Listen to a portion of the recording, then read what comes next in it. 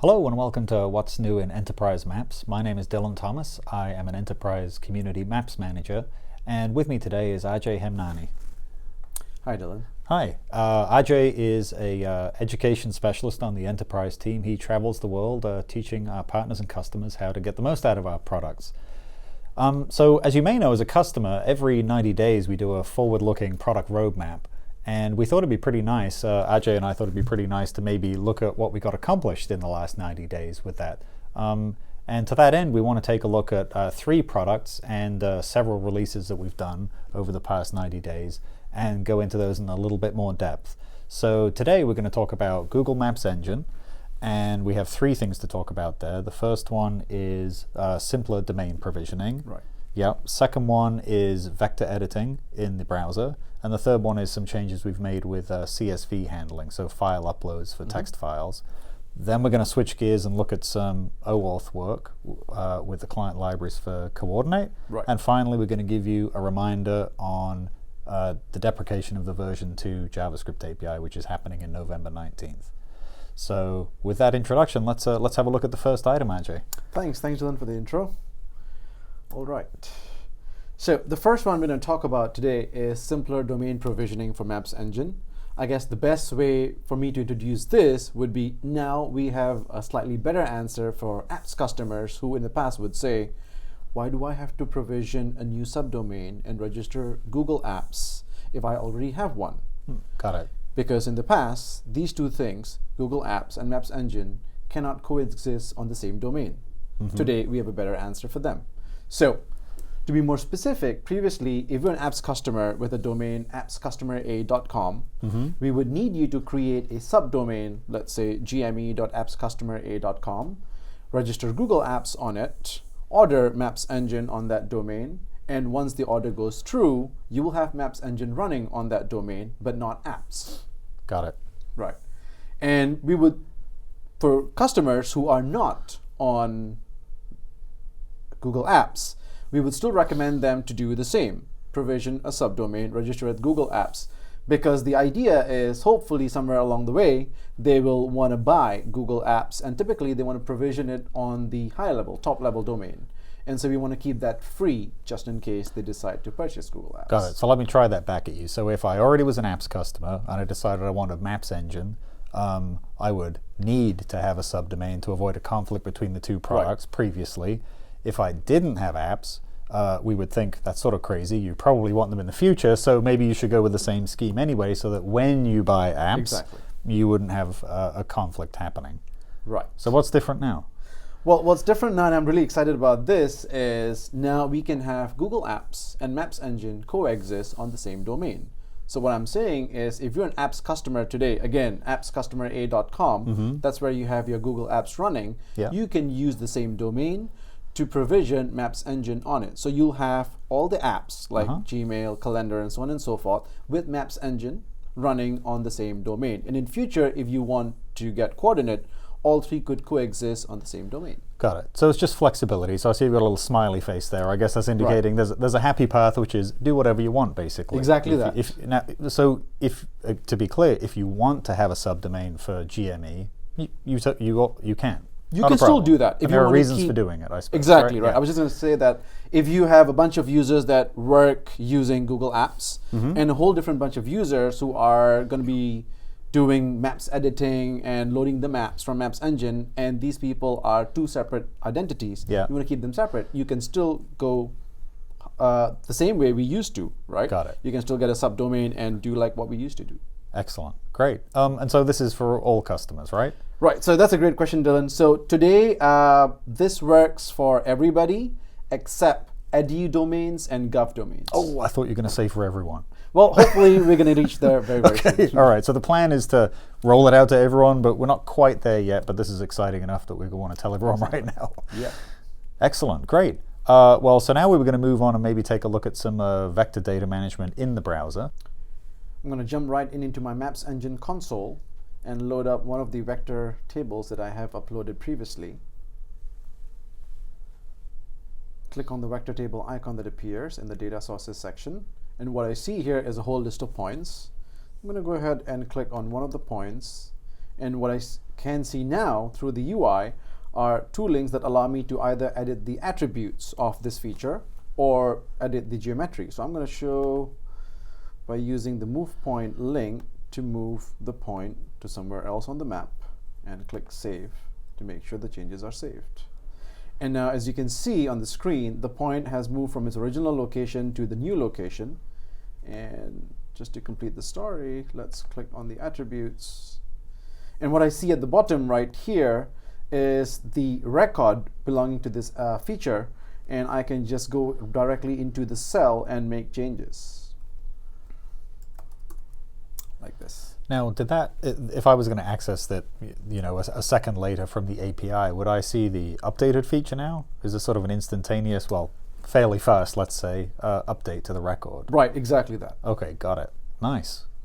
And that's not the only thing that has changed. So we also have access into the vector table. Vector table is basically the structure we use internally for vector uploads. Okay. And so if I click on this icon on the right-hand side of the top of the screen, it gives me a spreadsheet-like thing displaying the attributes as columns and the features as rows, and I can just choose any feature that I want to edit and make the edit and go ahead and save. Well, that's nice. So you don't have to use a third-party package and then make an update and re-upload the file or write something in the API to do simple edits like that. You could just give a map editor access to this data, and they can just sort of, like a spreadsheet, make some simple updates. Right, exactly that, Dylan. Okay, but that's too easy. So what about a real feature like a polygon or a line or something? Right, we can do that too. However, I do want to add that today this functionality is designed based on how the APIs are doing their work, and so the same limits apply.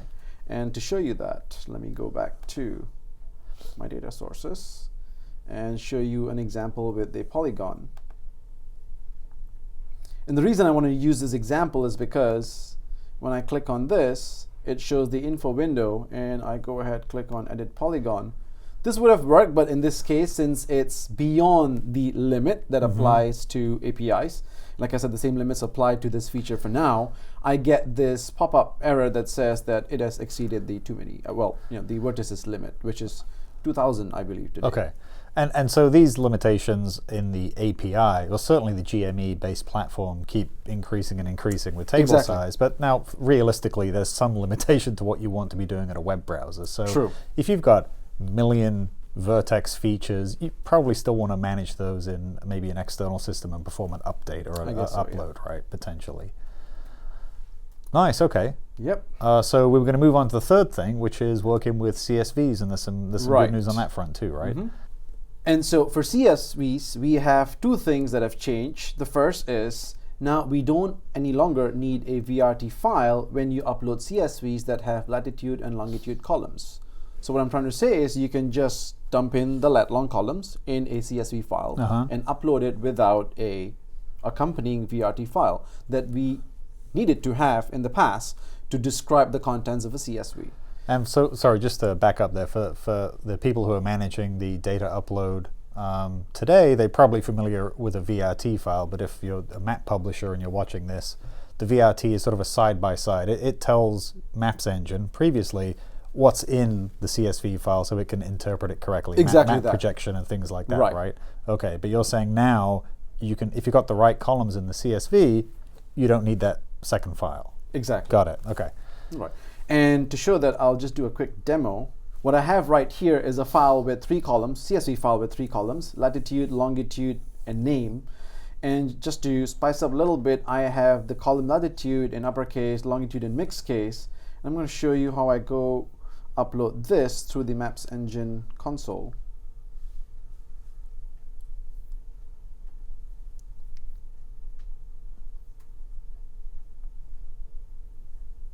So I should say we're using 5 rows in this one, which is not particularly adventurous, but we can upload 100,000 at a time at this point. So we're just doing this because we need it to work quickly for demo. Exactly that. Okay.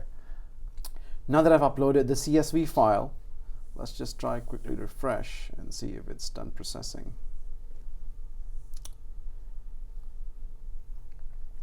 All right, if I click on the vector table map display, I can see the point right here. If I go ahead and click, it will show me the name column that you had seen in the original file that I uploaded.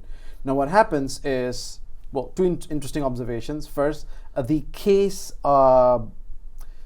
column names are case insensitive, so it doesn't matter how you spell them, how you type it out. Yeah. The other thing is the latitude, longitude columns don't show up as attributes. Got it. Okay. So they're really geometry information, and Yeah. they go in and decide where the point is going to be shown. Got it. So the only attribute that remains is the name column right here. Okay, well, again, so that was maybe a little too easy, right? So I think the other thing we were going to talk about is the geocoding side of things, where you don't have an XY column. Maybe you just have the name of a place or some street addresses. Right, so I have that example as well. So let's say you did not have the lat long attributes, and you only had the textual address. What this Maps Engine can do for you is let you upload this file, and once upload is done, in the post-processing stage, is going to actually make use of the geocoding backend that our geocoding API uses and translate this textual address into a lat long column, into a lat long pair, and use that to display the feature.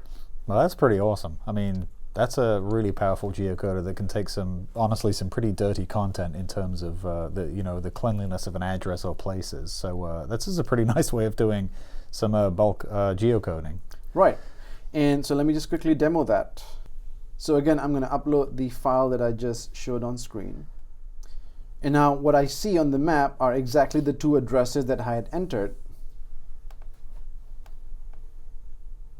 And when I click on this, it does show me the textual address because it's not considered geometry information. It is taken as a column of its own, an attribute, and it does show up in the info window. Cool. Now, this one is experimental still. Which part of that? Right, so that's an interesting thing that you brought up, Dylan. So right now we have the experimental tag attached to this feature. So what that really means is it's not covered by SLA. And we also have a limit applied today, so you can't upload more than 100,000 textual addresses in a single file. And that was the important distinction you made. The uploading CSVs, it's released. Right. Geocoding those with textual addresses is the experimental part. So exactly. Okay, got it. And so today we're not charging map loads, but once we remove the experimental tag, we could be charging map loads for every geocoded feature. Okay. All right. Great. Well, we got two more things to show. I think the next one we were going to look at was the client-side libraries to work with the coordinate API. So for most of our developers who work with Google APIs, you're trying to do one of two things. You're either trying to access non-private data, for example, using Geocoding API to geocode a textual address into lat long, or you're trying to access private data, maybe using Coordinate API to list down all the jobs and workers in your Coordinate account. Okay. So when you work with non-private data, you use the API key, which you can easily get from the API console. When you're working with APIs that use private data, you will need to implement OAuth 2.0. Got it. And for developers who've tried this out, you would understand that it could actually translate into multiple lines of code and also increase the chances of making errors there. That's exactly where the client libraries come in. They make it a lot easier because they come with methods that make the OAuth dense implementation a lot easier. So these are the application. So these are libraries that Google has provided that basically work with a variety of our APIs, and they're implemented in a bunch of different languages that you probably are using, right? Okay. Exactly. Cool. So you have libraries for Python, Java, and whatnot. One thing about the libraries, though, is that it's not supported by enterprise support. But we do highly recommend the usage of these libraries because they make the implementation, rather the coding, a lot simpler and reduce the chances of you having errors. Okay, good. So for my demo, I'm going to show an example, or rather a tool that I've been working on, a slight modification of that actually, and I'm going to show you the JavaScript version and also the web server version of it. For the web server, I've chosen to run it on App Engine Python. So I'm going to use the even easier version of the client library that's available for App Engine Python implementations. I love this demo. There's an even easier version. So let's dive into it.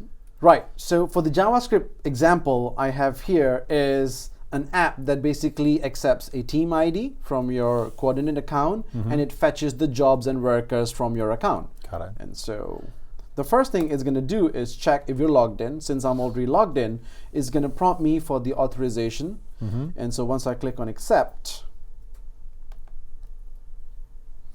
I am authorized. All I got to do is dump in the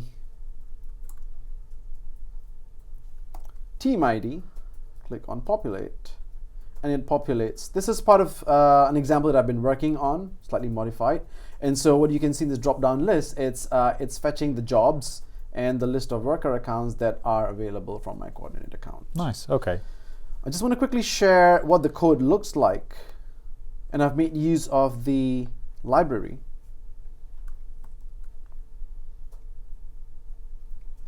So right here is where I'm loading the library. apis.google.com/js-client.js. And once it's loaded, I run some of the methods that are available. Let me just show you that. So upon loading, I run this method that sets the API key, again, if you are working with non-private data. And I also do the OAuth piece using gappy.auth.authorize. Got it, okay. That looks pretty straightforward. Exactly. And if you were to do this without the client library, this would again be multiple lines of code. Yeah. I haven't really, done the handling of the auth result, but you're free to do so. Okay. You can just put some messages for the user, and once that's done, there's three options really for you to use the token that can be generated. I've used the course option, and there's great documentation on the other options as well. You just dump the auth access token with the API call that you're making, and you get results. Cool. Well, and so the thing we should just wrap up on this one saying is kind of a reminder that we were talking about coordinate because that's what you've seen a lot of the experience in your training recently. Exactly. is the OAuth confusion, let's say, with that. But this applies equally well to Google Maps Engine and in fact even non-enterprise products as well. Most of Google APIs. Yeah, okay, cool. Excellent. Now, if you were doing the same thing server side, again, we have client libraries to help you there. In this example, I've used the even easier version, like I mentioned earlier, of the client library. This exists especially when you're working with Python for App Engine applications. And so what we have is what we call the OAuth2 decorator class for any developer who's worked with OAuth, implementing OAuth in their code. They would already be familiar with flows and credential objects. So the cool thing about this is it allows you to not worry about all those things because this class handles all those objects. Well, that's nice. Right, and so let me just jump into the code right away. And again, just like the client-side example, here you would import the OAuth2 decorator class, create the decorator object with your client ID, secret, and scope, the information that you'll get from your API console, and start using it after you create the authorized HTTP object. So here's an example of how do I get the authorized HTTP object. And the next line shows the code for extracting a list of jobs from my coordinate account with the authorized HTTP object right here. Very nice. Well, like you said, it seems like the very easy version. Thank you. So I think we wanted to wrap up the show with just a reminder and a mention of something that's happening in Q4 this year, actually on November 19th, and that's the final shutdown of the version 2 JavaScript API for Maps, right? Right, exactly, Dylan. So what's going to happen is beyond this date, if you request for the version 2 of the JavaScript API, you're going to be served a wrapped version of version 3 of the JavaScript API. What this means is your simpler applications will work, but if there's anything complex, it may not work. So we're urging everybody who's still on version 2 to start thinking about upgrading into version 3. Got it. And I think when you say it's wrapped and the simpler things will work, this is not not something you'll want to call to open up a support case with your enterprise agreement. This is just we're trying to make the migration easier. But what you really need to be doing at this point is aggressively pursuing that migration and testing so that you can launch on November 20th with the fresh API version. Right. And so I would also recommend everybody who has not taken a look at the upgrade guide to just give it a look. There's a lot of good pointers and guidance on how to go about upgrading from version 2 to version 3. Great.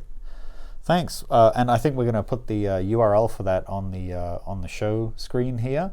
And with that, Ajay, I want to thank you very much for giving us a quick tour of what's great and new in the enterprise map space, and we'll see you next time in what's new in enterprise maps. Thank you.